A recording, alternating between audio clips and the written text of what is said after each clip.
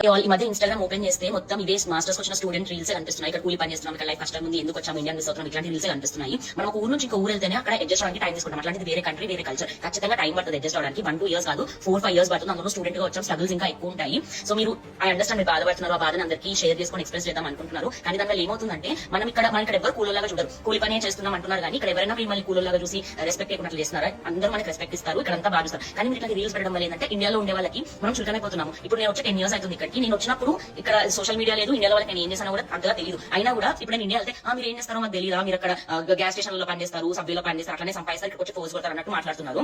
మరి మనమే చులకం చేసుకుంటాం. మీరు ఫేస్ దాటేసి రేపు 10 years తర్వాత సక్సెస్ అవుతారు. అప్పుడు ఇండియాలో కూడా జనాలకి ఇవే గుర్తుంటాయి. అండ్ అదే అది వచ్చే వాళ్ళు కూడా చాలా భయపడుతున్నారు. మీరు ఇట్లా రీల్స్ చేయడం వల్ల సక్సెస్ వస్తుంది, ఖచ్చితంగా వస్తుంది. మార్కెట్ ఎప్పుడు బాగాలేదని అంటారు. నేను వచ్చినప్పుడు బాగాలేదు, 2008 నుంచి ఎప్పుడు మార్కెట్ బాగాలేదని అంటున్నారు.